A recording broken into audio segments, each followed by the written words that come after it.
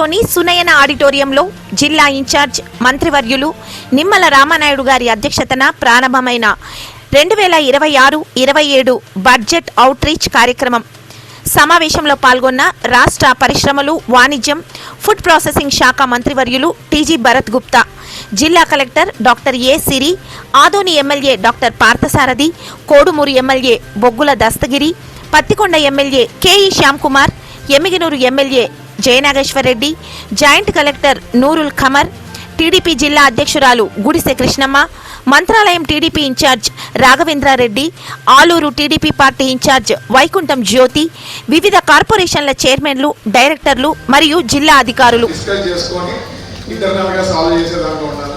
But మా MLAs మీరు ఎప్పుడు దొరికితే అప్పుడు ఐడియా వస్తుంటుంది. మా చైర్మన్లకు కానీ డైరెక్టర్లకు కానీ more than outreach we discuss more about the issues. ఎందుకంటే అట్లాంటి ఇష్యూస్ క్రియేట్ చేసి పోయింది కాబట్టి ప్రీవియస్ గవర్నమెంట్ డిస్కషన్ ఉంటుంది. సో మీరు తప్పుగా భావించండి.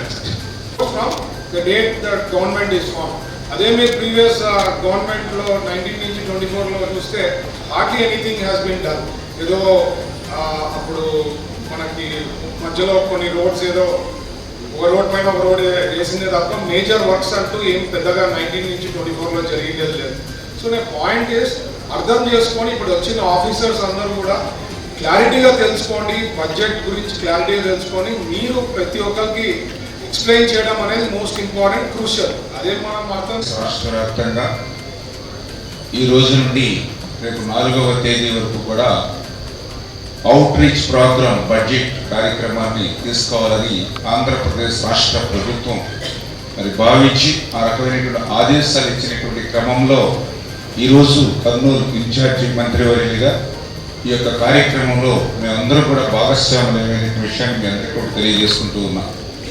ఎందుకు ఈ యొక్క బడ్జెట్ అవుట్ రీచ్ ప్రోగ్రామ్ అనేది అంటే ఆంధ్రప్రదేశ్ ప్రస్తుత కూటమి ప్రభుత్వం అభివృద్ధి, సంక్షేమం రెండు కళ్ళుగా ఈరోజు రాష్ట్రంలో ముందుకు తీసుకెళ్తున్నటువంటి పరిస్థితి. అది కూడా ఎటువంటి పరిస్థితుల్లో మనం అభివృద్ధి సంక్షేమాన్ని తీసుకెళ్తూ ఉన్నాం. ఆర్థిక పరమైనటువంటి ఇబ్బందులు, కష్టాలు ఈ రాష్ట్రాన్ని వెంటాడుతున్నటువంటి దశలో కూడా ఏ రకంగా అభివృద్ధిని, సంక్షేమాన్ని ఇస్తున్నామనే విషయాన్ని ప్రజలకు స్పష్టంగా పూర్తి చేయాల. ఎందుకంటే ఆ రోజు మీరు చూశారు, ఆయన పాదయాత్రలో చెప్పారు మెగా డిఎస్సీ అన్నారు. డిఎస్సీ అన్నాడు 5 సంవత్సరాలు డిఎస్సీ మాట లేదు, టీచర్ పోస్టే లేదు. మనం అధికారంలోకి వచ్చినటువంటి మొదటి సంవత్సరంలోనే 16,300 టీచర్ల డిఎస్సీ ద్వారా మనం భర్తీ చేసినటువంటి పరిస్థితి.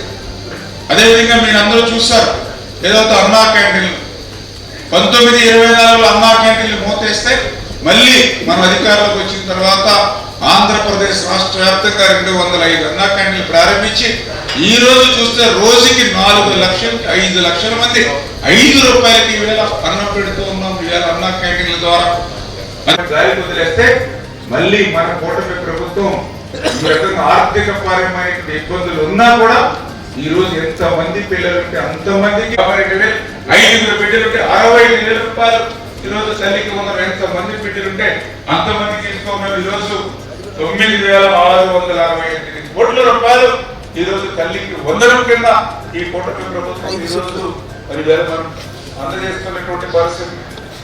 అదేవిధంగా ఎందుకంటే వాళ్ళకి ప్రయాణ సౌకర్యం కల్పించాలనే ఆలోచనతో ఈవేళ సమాజంలో సగం, జనాభాలో సగం అటువంటి మహిళలు అభివృద్ధి చెందకండి, రాష్ట్రం అభివృద్ధి చెందదనేటువంటి ఆలోచనతో స్త్రీ శక్తి ద్వారా మనం స్త్రీ శక్తికి మనం ఖర్చు పెట్టేటువంటి విషయంలో కానీ, అదేవిధంగా ఉచితంగా 3 గ్యాస్ సిలిండర్లు ఈవేళ మహిళలకు అందజేస్తూ మరి ఆ కార్యక్రమాన్ని ముందుకు తీసుకెళ్ళాం. అదేవిధంగా అన్నదాత సుఖీభవ కింద ఎవరైతే రైతులు ఉన్నారో వాళ్ళకి పెట్టుబడి సాయంగా 20,000 రూపాయలు వాళ్ళకి సంవత్సరానికి అందిస్తూ 6,600 కోట్ల రూపాయలు. బడ్జెట్ అవుట్ రీచ్ ప్రోగ్రామ్ దాని పర్పస్ ఏంటి?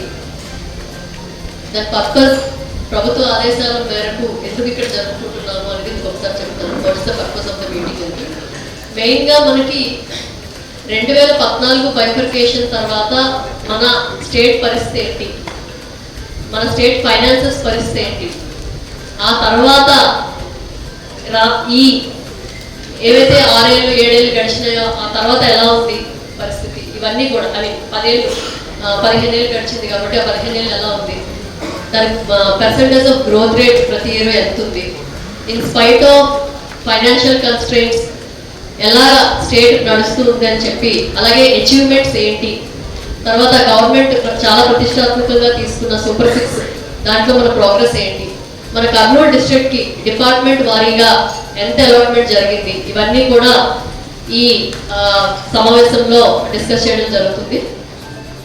మనం చేయాల్సినటువంటి ఖర్చులు, జమ, ఆదాయం, వ్యయం వీటిల్ని ప్రజలకు వివరించడమే లక్ష్యంగా ఈరోజు మంత్రులు, కలెక్టర్లందరూ కలిసి ఒక కార్యక్రమాన్ని ఏర్పాటు చేశారు. ఇది చాలా ముఖ్యమైనది. ఎందుకంటే ఫిబ్రవరి 1వ తారీఖున కేంద్ర బడ్జెట్ ప్రతిపాదించబడింది. దాని ఆధారంగా రాష్ట్ర బడ్జెట్ ని ప్రతిపాదిస్తారు. తర్వాత రాష్ట్ర బడ్జెట్ ఆమోదం తెలిపిన తర్వాత ప్రతి జిల్లాలో కూడా జిల్లాకు ఏర్పాటు చేసినటువంటి బడ్జెట్ ని ప్రజల ముందు ఉంచుతారు. ఇది ఒక సాంప్రదాయం.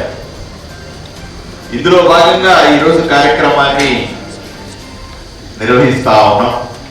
ప్రజలకు ఏం జరుగుతుంది రాష్ట్రంలో అన్న విషయాన్ని తెలియజెప్పడానికి ప్రయత్నం చేస్తాం.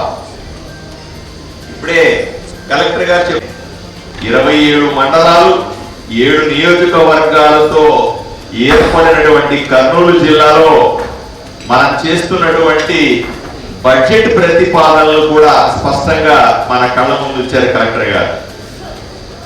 2833 కోట్ల రూపాయలతో మనం సీఎం గారు రివ్యూ మీటింగ్ రోజు నేను అడిగింది ఇండోర్ స్టేడియం, ఎందుకంటే గతంలో వచ్చేది క్యాన్సిల్ అయింది. మన 2014 నుండి 19 గవర్నమెంట్లో మళ్ళా సార్కి గుర్తు చేస్తే అది కూడా శాంక్షన్ ఇవ్వడం జరిగింది.